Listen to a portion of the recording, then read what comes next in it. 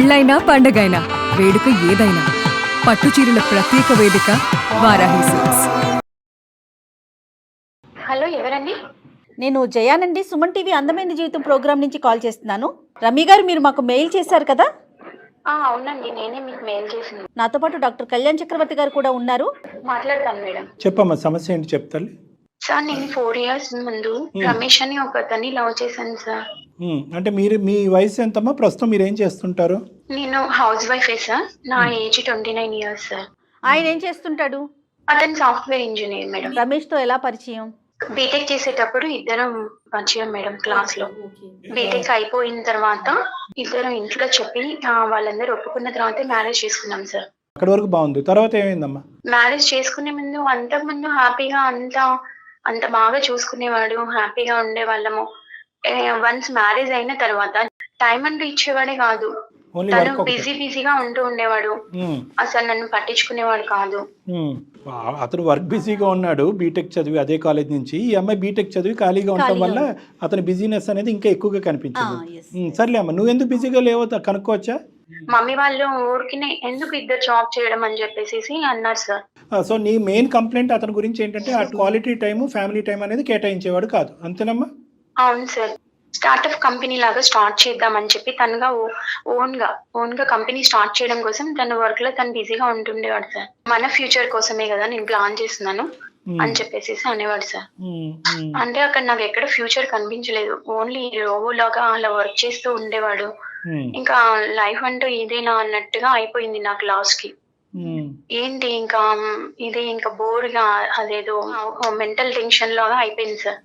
ఎంత చెప్పినా వినేవాడు కాదు. మనీ వర్క్ అని అలా పరిగెడుతూ ఉండేవాడు. ఇంకా విసుకొచ్చేసింది సార్ లాస్ట్ కి. ఇంట్లో వాళ్ళందరూ కూర్చోబెట్టి మాట్లాడి మ్యూచువల్ గా డైవర్స్ తీసుకున్నాం సార్, ఇద్దరం ఫ్యామిలీ మెంబర్స్ అందరు. కారణాలు కూడా డైవర్స్ అవుతున్నాయంటే అది కూడా మ్యూచువల్ గా మాట్లాడుకొని ఇరు కుటుంబాలతో కలిపమ్మా. ఇరు కుటుంబాలు కూర్చొని మాట్లాడుకొని.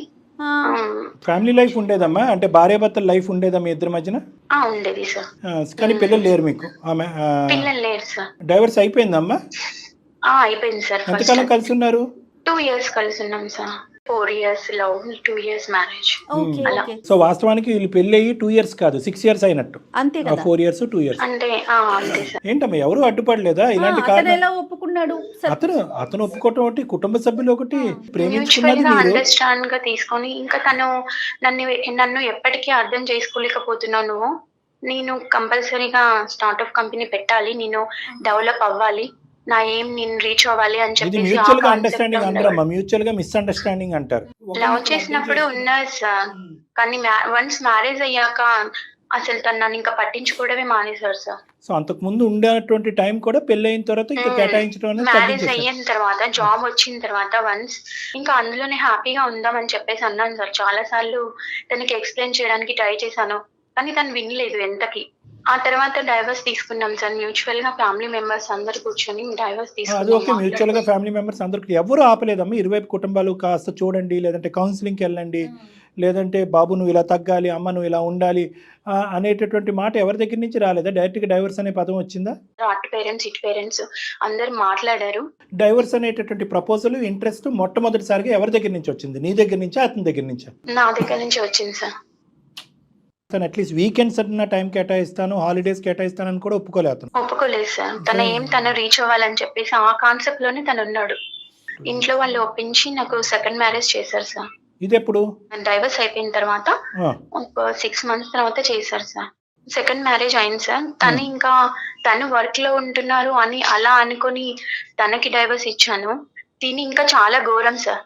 ఏమైందమ్మా ఇతనికి? ఇతను ఇంకా అసలు ఇంకా పట్టించుకోవడం కాదు సార్. గర్ల్ ఫ్రెండ్స్, ఇంకా పబ్బులు. అదేనండి, మొదట అతను సింగిల్ జాబ్ అంటే ఇతనికి 2 జాబులు 3 జాబులు చాలా జాబులు ఉన్నాయి ఇతనికి. పెన్న మీదకి వెళ్ళి పొయ్యిలో పడ్డట్టు అయిపోయింది నా జీవితం. 2 years ఉన్నాను సార్ అలా. చాలా వరకు ఈయన టార్చర్ మెయిన్. నీకు ఇష్టమైతే ఉండు, లేకపోతే వెళ్ళిపో అని చెప్పేసి మమ్మీ వాళ్ళు తీసుకొచ్చారు సార్. పెద్దవాళ్ళు తీసుకొచ్చిన సంబంధం. అతనికి ఇంతకు ముందు పెళ్లి అయిందా? అతనికి ఇది ఫస్ట్ మ్యారేజా?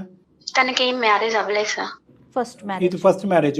మరి ఫస్ట్ మ్యారేజ్ అబ్బాయి నీ గతం గురించి అన్ని తెలుసుకున్నాడా? అన్ని ఎక్స్ప్లెయిన్ చేశాం సార్. అన్ని ఎక్స్ప్లెయిన్ చేశాకే మ్యారేజ్ చేసుకున్నాడు సార్ అయినా తను. కానీ ఎందుకు వచ్చాడో ఇతను కళా పోషకుడు అని చెప్పి చాలా మందికి తెలిసి ఏ అమ్మాయిలు రాక ఇంకా నువ్వు దొరికావు కాబట్టి నిన్ను చేసుకున్నాడేమోనమ్మా. అసలు ఏమైనా వాకప్ చేశారా ఇతని గురించి? మమ్మీ వాళ్ళు చూసారు, సరే అని చేసుకున్నాను సార్. తెలియదు ఇంకా అతని గురించి. ఇతను సాఫ్ట్వేరే సార్. తను ఇంకా 3-4 డేస్ కూడా వెళ్ళిపోతాడు సార్. ఇంకా ఇంట్లో నుంచి చెప్పకుండా వెళ్ళిపోతాడు. ఎక్కడికి వెళ్ళారు అంటే అసలు నువ్వెవరు మాట్లాడడానికి, నీకు ఇష్టమైతే ఉండు లేకపోతే వెళ్ళిపో, అది నా ఇష్టం, నా లైఫ్ నా ఇష్టం. అంటే ఇవన్నీ పెళ్ళైన తర్వాత ఇమీడియట్ గా కనిపించినాయేమో, లేదంటే కొంతకాలం బాగానే ఉన్న తర్వాత ఇవన్నీ మొదలు పెట్టాడా? 3 months అలా మంచిగా ఉన్నారు సార్. అంటే 3 months నాకు ఆపుకున్నాడు. ఇది ముందున్న అలవాట్లే. నాకు ఒక పాప ఉంది సార్. ఇప్పుడు సెకండ్ హస్బెండ్. ఎంతమ్మా పాప ఏజ్ ఇప్పుడు? 7 months సార్. ఇతనితో టార్చర్ పడలేకపోతున్నాను సార్. సెకండ్ హస్బెండ్ తోటి నాకు చాలా టార్చర్ చూపిస్తున్నాడు. ఆ టార్చర్ నేను అనుభవించలేకపోతున్నాను. ఇష్టం వచ్చినట్టు మాట్లాడతాను సార్. ఇష్టమైతే ఉండు, వెళ్ళిపో, నాకు డైవర్స్ ఇచ్చేసే, వెళ్ళిపో, నిన్నెవరు అంటున్నారు, నా ఇష్టం, ఇది నా లైఫ్, నువ్వు కూడా వెళ్ళు, ఎవరితో నిన్న వెళ్ళు అని చెప్పేసి మాట్లాడతారు సార్. ఇప్పుడు పాప ఒకటి ఈ అమ్మాయికి. కాదమ్మా, ఇప్పుడు మా దాకా ఎందుకు వచ్చావు నువ్వు? అందమైన జీవితానికి ఎందుకు మెయిల్ చేసావు? అయితే నేను ఈ మధ్య ఫస్ట్ హస్బెండ్ కి ఒకసారి వెళ్తూ ఉంటే రోడ్ మీద కనిపించారు సార్. కనిపించినప్పుడు ఎలా ఉన్నావా, హ్యాపీగా ఉన్నావా, నీకు నచ్చినట్టుగా ఉంటామని వెళ్ళావు కదా, హ్యాపీగా ఉన్నావా అని అడిగారు సార్. అతను పెళ్ళి అవ్వలేదమ్మా? అతను మ్యారేజ్ చేసుకోలేదు సార్. అతను చేసుకోలేదు ఇంకా. నేను తెలివైనాడు, ఆలోచిస్తున్నాడు, నీట్గా ఎంచుకుందామని వెయిట్ చేస్తున్నాడు. నీకు ఆదరా బాదరాగా డివోర్స్ అయినటువంటి 6 నెలల్లోనే ఏదో కంపలు మునిగిపోయినట్టు పెళ్ళి అనేటటువంటిది ఒక ఆడది పెళ్ళి డైవర్స్ అయిన తర్వాత పెళ్ళి కాకుండా ఉండకూడదు ఈ సమాజంలో. తల్లిదండ్రులకి అవమానము, సమాజంలో అందరికీ అవమానం. వీలైనంత తొందరగా పెళ్లి చేసేసేయాలి. అక్కడే తప్పిదాలు జరిగిపోతూ ఉంటాయి. ఇంకొక సాంప్రదాయం, ఇంకొక పట్టింపు, ఇంకో పంతం ఉంటుంది కదా. ఏంటంటే సెకండ్ మ్యారేజ్ వద్దు, ఫస్ట్ మ్యారేజ్ అబ్బాయే కావాలి. ఆ ఫస్ట్ మ్యారేజ్ అబ్బాయి వచ్చేటప్పటికి వాడు ఎలాంటి వాడు, ఏంటి, వెనక ముందు ఏముందనేది వాకప్ చేయకుండా చేసేసుకోవటం. ఆ అబ్బాయి చూడండి తెలివైన వాడు, ఇంకా చేసుకోలేదు. ఏమన్నాడమ్మా? హ్యాపీగానే ఉన్నాడు తను? తను హ్యాపీగా ఉన్నావా అని అడిగారు సార్. ఆ మాటకి నాకు చాలా ఏడుపు వచ్చేసింది సార్. తనకు చెప్పాను సార్, ఇలా ఇలా ఉంది నా లైఫ్, ఇలా ఉంది అని అంటే పర్లేదు నిన్ను యాక్సెప్ట్ చేస్తాను అన్నాడు సార్. తను ఏంటమ్మా? ఫస్ట్ హస్బెండ్ నన్ను యాక్సెప్ట్ చేస్తానని చెప్పాడు సార్. మీకు పని పట్టలేదమ్మా ఏంటి? ఇప్పుడు ఈ పెళ్లి నుంచి మళ్ళీ నిన్ను యాక్సెప్ట్ చేయటం ఏంటి? అంటే ఇప్పుడు సెకండ్ హస్బెండ్ టార్చర్ నేను అనుభవించలేకపోతున్నాను సార్. బాగా టార్చర్ చేస్తున్నారు. కానీ మీరు కూడా విడిపోయిన వాళ్ళే కదమ్మా. ఈ జంపింగ్ జాక్ ఏంటమ్మా? ఇక్కడి నుంచి అక్కడ జంప్ చేయటం, అక్కడి నుంచి ఇక్కడ జంప్ చేయటం. సరే ఇది టార్చర్, అది అర్థమైంది. అక్కడ మళ్ళీ అతను నేను రెడీగా ఉన్నాను రా అంటే కనుక మీ ఇష్యూని ఎవరు రిజాల్వ్ చేస్తారు? ఈ బుర్ర ముందే ఉంటే బాగుండేదేమో కదా. అవును సార్, నేను చాలా తప్పు చేశానని అప్పుడు అర్థమైంది సార్. పెద్ద ముళ్ళు ముందు పెద్ద గీత ముందు చిన్న గీత, అది సమస్య ఇది సమస్య, అది చిన్న సమస్య ఇది పెద్ద సమస్య. అక్కడ ఎంట్రీ ఇవ్వగానే నీకు చిన్న సమస్య మళ్ళీ కనిపిస్తుంది. At the end of the day అది చిన్నదైనా కూడా సమస్య. ఆ సమస్యలో 2 years పాటు నువ్వు వేగలేక బయటకు వచ్చావు, అది గుర్తుపెట్టుకో. తను ఇంకా యాక్సెప్ట్ చేస్తానని చెప్పాడు సార్ ఫస్ట్ హస్బెండ్. అతను ఇప్పుడు అమ్మ యాక్సెప్ట్ చేయటం చేయకపోవటం కాదు, నువ్వు కదమ్మా వద్దనుకుని వచ్చేసింది, అతను కాదు కదా. అప్పుడు సమస్య నీ వైపు నుంచి మొదలైంది కదా ఫస్ట్ టైం తో, అంతే కదా డాక్టర్ గారు? నిన్ను యాక్సెప్ట్ చేస్తాడు, పాపని కూడా యాక్సెప్ట్ చేస్తానని చెప్పాడు సార్ తను. మార్పులు ఇంతకు ముందు మీరు 2 years పాటు వచ్చినటువంటి భేదాభిప్రాయాలు ఎలాగ రిజాల్వ్ అవుతాయి? రిజాల్వ్ తను అవ్వకపోతే బేసిక్ గా చాలా మంచివాడు సార్. అప్పుడు అనిపించలేదు 2 years అవును సార్. ఇప్పుడు ఏంటి తను వర్క్ ప్రెషర్ వల్ల అలా పట్టించుకోవడం మానేసాడే గానీ తను ఇంకెప్పుడు నన్ను ఎలా అరెస్ట్ చేయలేదు సార్. సెకండ్ హస్బెండ్ టార్చర్, చాలా టార్చర్ సార్. కదమ్మా ఇప్పుడు ఏంటమ్మా రిజైన్ చేస్తా అంటాడు జాబ్ కి ఫస్ట్ హస్బెండ్? రిజైన్ చేస్తా అని చెప్పలేదు సార్. నేను కొంచెం సెట్ చేసుకుంటాను నా టైమింగ్స్ అంతా, నీకోసం నేను లైఫ్ ని కొంచెం హ్యాపీగా చూసుకోవడానికి నేను ట్రై చేస్తాను. పాపని కూడా నేను చాలా బాగా చూసుకుంటాను. అతను కనువిప్పు కలిగింది. నువ్వు వెళ్ళాక నాకు అర్థమైంది నిన్నెంత మిస్ అయ్యానో అని చెప్పేసి చెప్పారు సార్. ఇప్పుడు భార్యతో పాటు బేబీ వస్తుంది. మాకెందుకు చేసావమ్మా? సార్ నాకు ఏం చేయాలో అర్థం అవ్వట్లేదు సార్. నాకు అర్థం కావట్లేదు. మైండ్ బ్లాక్ అయిపోయింది సార్. మమ్మీ వాళ్ళకి కూడా చెప్పలేను సార్ ఇప్పుడు నేను ఈ సిచ్యువేషన్ చెప్పాలమ్మా, ఇది పక్కా చెప్పాలి. మా వరకు వచ్చే ముందు ఫస్ట్ ఆఫ్ ఆల్ పేరెంట్స్ చెప్పండి. చాలా క్రిటికల్ ఇష్యూ అమ్మా. నీ ఫస్ట్ మ్యారేజ్ అలా అయినందుకే పేరెంట్స్ ఎంతో బాధపడుతూ ఉంటారు. ఆ అబ్బాయి పేరెంట్స్, మీ పేరెంట్స్ అకారణంగా డివోర్స్ అది ఫస్ట్ది. అసలు వాళ్ళు ఇరువైపులు పెద్దవాళ్ళు, అంత మెచ్యూరిటీ ఉండి అనుభవం ఉండే ఆలోచన ఉండేటటువంటి వాళ్ళు ఎందుకంత తొందరపడ్డారు? అమ్మ ఇంకో 6 నెలలు చూడు, ఇంకో సంవత్సరం చూడు, లేదంటే మా అందరి మధ్యన కౌన్సిలింగ్ జరగకపోతే బయటికి వెళ్ళి కౌన్సిలింగ్ తీసుకోండి, లేదంటే నువ్వు ఉద్యోగం తీసుకుని నువ్వు బిజీ అవ్వు. ఆ చిన్నపాటి సమస్యకి మాకైతే కనుక అది గోరంత సమస్య, ఇది కొండంత సమస్య. ఆ గోరంత సమస్యకి 1,00,000 పరిష్కార మార్గాలు కనిపిస్తున్నాయి మాకు. నువ్వు పని చేయొచ్చు, ఆ అబ్బాయి పని తగ్గించుకోవచ్చు, మీరిద్దరు కలిపి కౌన్సిలింగ్కి వెళ్ళొచ్చు. ఎన్నున్నాయి మా మార్గాలు. సరే ఇప్పుడు ఆ అబ్బాయి రెడీ, నువ్వు రెడీ, మీ ఇద్దరు రెడీ అయిపోతే సరిపోద్దా? ఇరువైపుల కుటుంబాలను ఒప్పించక్కర్లేదా? ఈ మహానుభావుడిని ఎవరినైతే నువ్వు ఇప్పుడు పెళ్లి చేసుకున్నావో వాళ్ళ అమ్మ నాన్న ఏమంటారు? వాడిని నువ్వే మార్చుకోవాలి, నీ గురించి తెలిసి మ్యారేజ్ చేసుకున్నాడు తను, ఇదంతా తనని పెద్ద నువ్వు టీమ్ మార్చుకోవాల్సిన అవసరం ఉంది అని చెప్పేసి గుట్టుగుట్ట వాళ్ళు అన్నారు సార్. మన మారకపోయేటప్పటికి ఈ అమ్మాయి కొంతమంది ఉంటారు చూడండి, వీడు అలవాట్లు మారట్లేదు, ప్రవర్తన మారట్లేదు అంటే పెళ్ళాక మారుతాడంటే అంతే. వీళ్ళు దొరికారు. రమేష్ ఇప్పుడు మనస్ఫూర్తిగా వచ్చాడా, అంటే నీ బాధను విని నీ మీద సానుభూతితో వచ్చాడా, లేదంటే ఇన్ని రోజులు బట్టి నువ్వు లేక అతను కూడా బాధపడుతున్నాడా? లేదు సార్, నాకే తనతో మాట్లాడాలనిపించింది సార్ ఒకసారి. కాదు అందుకని అంటే call నీకు చేశాను. కనిపించలేదు అతను, నువ్వే కాల్ చేసావు కదా రమ్య? అవును మేడం, నాకే ఇంకా తనతో ఒకసారి మాట్లాడాలనిపించింది మేడం. రమ్య, నాకు ఒకటి అనిపించింది, ఇప్పుడు మీరు లవ్ మ్యారేజ్ చేసుకున్నప్పుడే మీ పేరెంట్స్ నీ పేరెంట్స్ ముఖ్యంగా కూర్చొని మాట్లాడారు కదా, మరి ఇది అవును అరేంజ్ మేడం. మ్యారేజ్, ఇక్కడ ఇష్యూ అయినప్పుడు నీ పేరెంట్స్కి చెప్పాల్సింది కదా రమ్య నువ్వు ఒకసారి. వాళ్ళ అత్త మామూలుగా చెప్పింది, వాళ్ళు ఏమొచ్చి హ్యాండ్స్ అప్ మేమేమి చేయలేము ఇక్కడ, మార్చుకుంటే కనుక నువ్వే మార్చుకో అని చెప్పి వాళ్ళు తప్పించుకున్నారు. అది కామన్ కదా డాక్టర్ గారు? అది కామనే. పోలీస్ కంప్లైంట్ చేశాను, హరాస్మెంట్ చేస్తున్నారు ఓహో. ఇలా అని చెప్పేసి మా మమ్మీ వాళ్ళు మేము అందరం కలిసి మాట్లాడాం సార్. అయినా కానీ తనలో కొంచెం కూడా చేంజ్ లేదు సార్. ఆల్రెడీ ఫస్ట్ మ్యారేజ్ అలా అయిపోయింది, అట్లీస్ట్ సెకండ్ మ్యారేజ్ నైనా కాపాడుకుందాం, ఇలా హ్యాపీగా ఉండొచ్చు అని సో చెప్పేసి కంప్లైంట్స్ దాకా కూడా వెళ్ళారు. అవును మేడం. అంటే ఫైనల్గా పేరెంట్స్కి తెలిసింది, పోలీస్ కంప్లైంట్ ఇచ్చారు. పోలీస్ కంప్లైంట్ ఇచ్చినా కూడా అతనిలో మార్పు లేదు. పాప ఉంది కాబట్టి నువ్వు ఇవన్నీ అనుభవిస్తూ అక్కడే ఉన్నావు, అంతే కదమ్మా? అవును అవును సార్, అటు పేరెంట్స్ ఇటు పేరెంట్స్ తనతో మాట్లాడడం జరిగింది, అంతా అయిపోయింది. అయినా కానీ తనలో కొంచెం కూడా చేంజ్ లేదు. నీకు ఇష్టమైతే ఉండు, లేకపోతే వెళ్ళిపో అని చెప్పేసి ఎలా పడితే అలా మాట్లాడుతున్నారు సార్. ఇక్కడ నీ సైడ్ నుంచి, మీ కుటుంబ సభ్యుల సైడ్ నుంచి చాలా తప్పులు ఉన్నాయన్న. ఇప్పుడు వెనక్కి తిరిగి చూసేటప్పటికి ఇక్కడ నిజంగా మనసున్న మనిషి ఎవరన్నా ఉన్నాడంటే కనుక రమేష్ అనిపిస్తుంది నాకు. నిజంగా నీది తప్పే. ఇప్పుడు వచ్చినటువంటి అబ్బాయి యొక్క ఆలోచన శైలి మాత్రం చాలా దుర్మార్గత్వం. అతను మారుతాడని నేనైతే అనుకోవట్లేదు. ఇప్పుడు రమేష్ నీ జీవితంలోకి రావాలి అని నువ్వు మనస్ఫూర్తిగా కోరుకుంటున్నావా? ఈ వేడి తట్టుకోలేక, ఈ సమస్యను భరించలేక, బిడ్డతో పాటు నా జీవితం సర్వనాశనం అయిపోద్ది అని చెప్పి ఆ వేడిలోంచి ఒక చల్లదనం కావాలి కాబట్టి రమేష్ యొక్క పనితనం కానీ, అతని యొక్క ఆలోచన శైలి, అతని వ్యక్తిత్వాన్ని తర్వాత చూసుకుందాం, ఇప్పటి వరకు అయితే కనుక ఇక్కడ పరిగెట్టుకుని వచ్చేద్దాం అన్నట్టుగా వస్తున్నావా? అంటే నేను కూడా బీటెక్ చేశాను సార్. ఒకవేళ తను కలవకపోతే మళ్ళీ రమేష్ నాతో, నేను కూడా జాబ్ చేసి పాపను చూసుకుందాం అన్న డెసిషన్ కి వచ్చాను సార్ లాస్ట్ కి. ఒకవేళ రమేష్ ఎస్ అన్నా నో అన్నా కూడా మీరైతే ఇతనితో సెపరేట్ అయిపోవటానికి రెడీగా ఉన్నారు, అంతేనా? అంతే మేడం. ఇప్పుడు రమేష్కి నీ మీద ఉన్న ప్రేమతో పాపని యాక్సెప్ట్ చేస్తా అన్నాడు, అది గుర్తుపెట్టుకో. రమేష్కి ఇప్పుడు ప్రత్యేకమైనటువంటి నీ బిడ్డ మీద ఏమీ అంత గొప్ప ప్రేమ అవేమీ పుట్టుకురావు. దయచేసి ఆ అంశాన్ని పక్కన పెడదాము. ఈ సెకండ్ వచ్చినటువంటి వ్యక్తి యొక్క జీవితం అతనితో పాటు ప్రయాణం అయితే మాత్రం కొనసాగించాలని అనుకోవట్లేదు. అతను కూడా నిన్ను ఉంచుకోవాలని అనుకోవట్లేదు. అతని అలవాట్లకి, ఆలోచనలకి ఎవరిని అడ్డుపడితే కనుక గెట్అవుట్ అంటున్నాడు కాబట్టి బహుశా ఇందులోంచి బయటపడటమే కరెక్ట్ అని నువ్వు అనుకున్నావు, అంతేనమ్మా? అవును సార్. అక్కడైతే ఉండమని మేము చెప్పవమ్మా. అది 2వ పెళ్ళైనా, 3వ పెళ్ళైనా, 10వ పెళ్ళైనా అటువంటి టార్చర్ కూడినటువంటి వాతావరణంలో ఉండమ్మా, భరించమ్మా అనేటటువంటి వేదిక ఇది కాదు. దాన్ని ఎప్పుడు నేను జయగారు ఎప్పుడు సమర్థించం. కానీ ఇప్పుడు అందులోంచి బయటపడవలసినటువంటి నువ్వు నిర్ణయం తీసుకునేటటువంటి కెపాసిటీలో ఇమోషన్స్ అనేటటువంటిది కవర్ చేయటం వల్ల తొందరపాటు నిర్ణయాలు తీసుకునే రమ్య మాకు కనిపిస్తుంది. కాబట్టి ఈసారి నువ్వు తీసుకునేటటువంటి నిర్ణయానికి మాలాంటి పెద్దల యొక్క తోడ్పాటు అనేది చాలా ఇంపార్టెంట్. కుటుంబ సభ్యుల యొక్క ఆలోచన అనేది కూడా చాలా ఇంపార్టెంట్. దీంతో పాటు పాప భవిష్యత్తు కూడా పాప ఆధారపడింది భవిష్యత్తు కదా అంతే. డాక్టర్ గారు. ఇప్పుడు మళ్ళీ ఈ వాతావరణంలోకి వెళ్ళాక కొత్త వాతావరణం, ఒక నెల రోజుల పాటు రమేష్ మళ్ళీ నువ్వు వెనక్కి వచ్చావు కాబట్టి నీతో చాలా టైం స్పెండ్ చేసి అంతా మారిపోయినట్టుగా ఉండి, మళ్ళీ ఒక నెల రోజుల తర్వాత మళ్ళీ అతను స్టార్టప్ అనుకుంటూ ఆ పనిలో స్పీడ్గా బిజీ అయ్యి, ఇదేంటి మళ్ళీ నాకు ఇతను టైం స్పెండ్ చేయట్లేదు అని చెప్పి ఇంకో విడాకులు తీసుకోవడానికి నువ్వు ప్రయత్నం చేసావు అనుకో, అర్థం లేనటువంటి వ్యవహారం అవుతుంది. ఇంకా పెళ్లి విడాకులు ఇదే కాన్సెప్ట్ అయిపోతుంది తన జీవితం అంతా కూడా. ఇప్పుడు వరకు అయితే కనుక స్టెప్ బై స్టెప్ అని అంటానమ్మా. పర్లేదు, నెల రోజులు పట్టినా, 6 నెలలు పట్టినా, సంవత్సరం పట్టినా, మేము పాత ప్రేమికులకు పెళ్లి చేసుకున్న తర్వాత విడాకులు తీసుకున్నాం, మళ్ళీ టైం గ్యాప్ ఎందుకండి, రేపో మాపో పెళ్లి చేసేసుకుంటాం అంటే కనుక అది కరెక్ట్ కాదు. నాకు ఇప్పుడు ప్రధానంగా ఏంటంటే you have to take time and stepwise ముందుకెళ్ళటం అనేది మంచిది.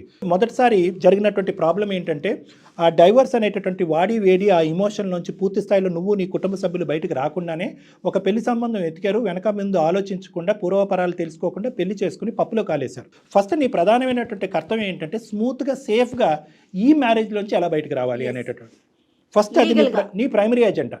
నువ్వేంటంటే నెంబర్ 2ని నెంబర్ 1 స్థానంలో, నెంబర్ 1ని నెంబర్ 2 స్థానంలో ఆలోచిస్తున్నావు. మళ్ళీ అదే కన్ఫ్యూజన్ జరుగుతుంది ఇక్కడ స్లో డౌన్. నీ ఎమోషన్స్ అనేది పక్కన పెట్టు. నువ్వు డిప్రెషన్లో ఉంటే నా దగ్గరికి ట్రీట్మెంట్కి రా, నీ డిప్రెషన్ క్లియర్ చేస్తాను, చక్కటి నిర్ణయాలు తీసుకొచ్చి ఆ డిప్రెషన్ క్లియర్ అవుతాయి. ఫస్ట్ నీకు కావాల్సింది ఏంటంటే అసలు ఈ మనిషి పో అన్నంత ఈజీగా నేను వదులుతాడా, రమేష్ ఇచ్చినంత ఈజీగా ఈ విడాకులు ఇస్తాడా, లేదంటే నీకు అతను స్టాటిస్టిక్ మెంటాలిటీతో చుక్కలు చూపెడతాడా, లాయర్ కానీ లీగల్గా కానీ ఎటువంటి కేసులు అతని మీద పెట్టచ్చు, పెట్టి ఎలాగ సాఫీగా బయటకు రావచ్చు నువ్వు నీ బిడ్డ యొక్క కస్టడీ అనేటటువంటిది కూడా దాని గురించి కూడా నువ్వు ఫైట్ చేయాలి. మీ బిడ్డను వదలటానికి కూడా చాలా ఇబ్బంది పెట్టచ్చు, అదొక చిక్కుముడి సమస్య అవుతుంది. సో కాబట్టి నువ్వు నీ బిడ్డ సేఫ్గా బయటకు రావాలి. ఓకే, రెస్పాన్సిబిలిటీ తీసుకోడు సార్ పాపని. నువ్వు చెప్పేది కరెక్ట్ రమ్య, కానీ డాక్టర్ గారు చెప్పే కోణం ఒకసారి ఆలోచించు. అంటే పట్టించుకోకపోవటం వేరు, అతను నిన్ను వదిలించుకోవటం వేరు కదా. అతను ఎంతవరకు ముందుకు వస్తాడో నీకు డివోర్స్ ఇవ్వడానికి. వీళ్ళు ఏం చేస్తారంటే నీ వరకు విడాకులు ఇస్తారు, కానీ కస్టడీ గురించి ఫైట్ చేస్తారు. అప్పుడు ఏమవుతుందంటే బిడ్డ మీ ఇద్దరి దగ్గర ఉంటుంది, నీ దగ్గర రమేష్ దగ్గర ఉంటుంది. ఇతను ఏంటంటే బిడ్డ ద్వారా ఒక గేమ్ ఆడటం మొదలు పెడతాడు. వీకెండ్స్ రావటము, లేదంటే వీకెండ్స్ బిడ్డను తీసుకెళ్ళటము, లేదంటే సమ్మర్ వెకేషన్కో వింటర్ వెకేషన్కో బిడ్డను తీసుకెళ్ళటము. ఈ విధంగా ఆ ప్రభావం చూపిస్తాడంట, ఆ సాకు చూపెడతాడు. అది ఒక పట్టు అనేటటువంటిది ఉంటుంది. భార్య వద్దు కానీ బిడ్డ కావాలి అనే పట్టు ఉంటుంది. ఇలాంటి మెంటాలిటీ వాళ్ళకి బిడ్డ ద్వారా నీ జీవితంలో మళ్ళీ పుల్ల పెట్టడానికి ఒక ప్రయత్నం చేస్తాడు. ఇలాంటి రకరకాల యాంగిల్స్ కోణాలు ఉన్నాయి. కాబట్టి నీ విడాకుల గురించి ఎంతైతే పోరాటం చేస్తావో బిడ్డ యొక్క కస్టడీ గురించి కూడా నువ్వు ఫైట్ చేయాలి. ఈ రెండు ఫైటింగ్లు గెలిచిన తర్వాతే రమేష్తో ఏంటి నీ జీవితం అనేది అప్పుడు ఆలోచించాలి. ఎందుకంటే నీకు విడాకులు ఇవ్వటమే కాదు, బిడ్డను కూడా పూర్తి స్థాయిలో ఎటువంటి కండిషన్ లేకుండా నీకు ఇచ్చేస్తున్నాను అనేటటువంటి దాని గురించి కూడా నువ్వు పోరాడాలి. ఎందుకంటే అటువంటి వ్యక్తిత్వం ఉండేటటువంటి వ్యక్తితో బిడ్డను ఉంచడం కూడా ప్రమాదం, చాలా ప్రమాదం. ఇప్పటికైనా నీకు ఇప్పుడు నీకు తెలుసుకోవాల్సింది ఏంటంటే అమ్మ, బహుశా మొదటి పెళ్లిలోనే నువ్వు ఆలోచించవలసిన అంశం ఏంటంటే అప్పుడే నువ్వు ఉద్యోగరీత్యా బిజీ అయ్యి ఉంటే కనుక ఆ ఉద్యోగంలో ఉండేటటువంటిది ఆ సాధక బాధకాలు ఏంటి, కష్ట నష్టాలు ఏంటి, ఉదయం ఎన్నింటికి పోతే సాయంత్రం ఎన్నింటి వరకు రావచ్చు, ఎంత కష్టపడితే కనుక ఉద్యోగాన్ని నిలబెట్టుకోవచ్చు, ఎలా ఉందమ్మా ఈరోజు సాఫ్ట్వేర్ ఇంజనీర్లు కార్పొరేట్ సెక్టర్లో ఆగమ్య గోచరంగా ఉంది. టార్గెట్స్ నిలబెట్టకపోతే కనుక ఓవర్ నైట్ నోటీస్ ఇచ్చి తీసేస్తున్నారు జాబ్స్. ఇప్పటికైనా నువ్వు ఉద్యోగం అనేటటువంటి దాంట్లో వెళ్ళి స్లోగా సాఫీగా ఇందులో బయటకు వస్తూ ఫైనాన్షియల్గా స్టెబిలైజ్ అయ్యి రమేష్తో కూడా నాతో ఒకసారి మాట్లాడిపించమ్మా. అసలు ఆ అబ్బాయి మెంటాలిటీ ఏంటి, ఆ అబ్బాయి మనసులో ఆలోచన ఏముంది, ఇంకా నువ్వు ఫోన్ చేసేటప్పటికి నీ కథ వినేటప్పటికి నువ్వు ఇప్పటికీ నా మనసులో స్థానం ఉంది రా వచ్చేసే అని అంత రెడీగా ఎందుకు అన్నాడు, మనస్ఫూర్తిగా అన్నాడా, ఎటువంటి మార్పులు చేర్పులు అతనిలో వచ్చినాయి అనేటటువంటిది రమేష్ పాయింట్ ఆఫ్ వ్యూలో కూడా మనం కనుక్కోవాలమ్మా. తొందరపడి ఎలాంటి నిర్ణయం తీసుకోవద్దు రమ్య. డాక్టర్ గారు చెప్పే సలహా అయితే ఎస్, కొంచెం టైం తీసుకో. చాలా కన్ఫ్యూజ్ గా ఉంది. ఎస్, కన్ఫ్యూజన్ కాదమ్మా, నువ్వు డిప్రెషన్లో ఉన్నావమ్మా. ఎక్కడ కూడా నీ డిప్రెషన్లో తేరుకోలేదు. ఎప్పుడైతే కనుక రమేష్ వర్క్లో బిజీ అయిపోతున్నాడు అని అక్కడ 2 years డిప్రెషన్లో ఉన్నావు. విడాకులు తీసుకున్న 6 నెలల తర్వాత పెళ్లి చేసుకుని రెండో పెళ్లిలో ఎంటర్ అయిన 2 సంవత్సరాల పాటు డిప్రెషన్లో ఉన్నావు. నువ్వు ఎక్కడ తేరుకోలేదు, మానసికంగా నువ్వు ఎక్కడ తేరుకోలేదు. ఆ డిప్రెషన్లోనే పిల్లని కనేసావు. ఇప్పుడు ఏంటంటే కనుక ఇప్పుడు వెనక్కి ముందు వెనక్కి రెట్రోస్పెక్టివ్గా ఆలోచించడం అనేది జరుగుతుంది. కాబట్టి ఫస్ట్ నువ్వు మానసికంగా తేరుకోవాలి, ఆ డిప్రెషన్కి సంబంధించిన ట్రీట్మెంట్ తీసుకోవాలి, దానికి సంబంధించిన కౌన్సిలింగ్ తీసుకోవాలి. అందులో పూర్తి స్థాయిలో బయటకు వచ్చిన తర్వాత స్టెప్ వైజ్ నేను చెప్పినటువంటి విధంగా ముందుకెళ్తే కనుక ఖచ్చితంగా నీకు నీ కూతురికి మంచి బంగారు జీవితం అనేది ఉంది. Okay sir. నువ్వైతే రమ్య ఒకసారి డాక్టర్ గారిని కలువమ్మా. నువ్వు మీ పేరెంట్స్ నేను వాళ్ళు చేయండి డాక్టర్ గారు. తప్పకుండా సార్. దాన్ని బట్టి మనం ఒక్కొక్క స్టెప్ తీసుకుని ముందుకెళ్దాం. ఖచ్చితంగా మంచి అవకాశం, మంచి డెసిషన్ తీసుకోవడానికి ఒక అవకాశం ఉంటుంది రమ్య. మీ పేరెంట్స్ని తీసుకొని ఒకసారి వచ్చి డాక్టర్ గారిని కలువు, తర్వాత ఏం చెయ్యాలనేది ఆలోచిద్దాం. ఓకేనమ్మా? Okay sir. ఓకే అమ్మా, ఆల్ ద బెస్ట్ అమ్మా నీకు నీ బిడ్డకి. ఓకే, ఆల్ ద బెస్ట్ అమ్మా, థ్యాంక్ యూ. ఎపిసోడ్ మధ్యలో ఒక మాట అన్నారు, పేరెంట్స్ కూడా ఇట్లాగే ఆలోచిస్తున్నారు కళ్యాణ్ గారు. డివోర్స్ అయ్యిందంటే ముఖ్యంగా ఆడపిల్లకి ఇమీడియట్గా ఇంకొక పెళ్లి చేసేసేయాలి, ఏదో కొంప మునిగిపోయినట్టు ఆ పిల్లకి మళ్ళీ పెళ్లి కాదేమోనని ముందు వెనక ఆలోచించకుండా చేసేయటం. చూడండి ఎలాంటి పరిణామాలకి ఈ పిల్ల అటు చెప్పుకోలేకపోతుంది, ఉండలేకపోతుంది. జయ గారు ఒక చిన్న పాయింట్, ఈ అమ్మాయి కూడా గిల్ట్లో ఉంటుంది. అరే నేను లవ్ చేసినటువంటి వ్యక్తి ఇలా అయిపోయాడు కదా, తల్లిదండ్రులకి పూర్తి హక్కులు ఇచ్చేద్దాం, 2 రోజుల్లో పెళ్లి చేసిన 6 నెలలు పెళ్లి చేసిన ప్రతిదానికి సై అంటే సై అని తలుపుదాం అని చెప్పి ఈ ఆడపిల్లలు లొంగిపోతారు, మానసికంగా చిదిలం అయిపోతారు. తల్లిదండ్రులు ఏంటంటే ఈ లవ్ మ్యారేజెస్ ఫెయిలియర్ కాబట్టి అరేంజ్ మ్యారేజ్ అని చెప్పి ఆదరాబాదరాగా ఒక 4-5 చూస్తారు, ఒకటి సెలెక్ట్ చేస్తారు. ఇప్పుడు సపోర్ట్ చేస్తే పేరెంట్స్ ఓకే, సపోర్ట్ చేయకుండా రిజెక్ట్ చేశారనుకోండి, ఇలాంటి వాళ్ళ ఆలోచన ఇంకెక్కడికెక్కడికో వెళ్ళిపోతుంది. ఇంకెందుకు నాకు ఈ లైఫ్ అన్న థాట్కి వెళ్ళిపోతారు కదండి. అదొక మెయిన్ పాయింట్ ఏమో బహుశా. రైట్ కళ్యాణ్ గారు, ఒకసారి చూద్దాం మీతో మాట్లాడిన తర్వాత నెక్స్ట్ ఏం చేద్దాం అనేది ఆలోచించండి. తప్పకుండా. నమస్తే.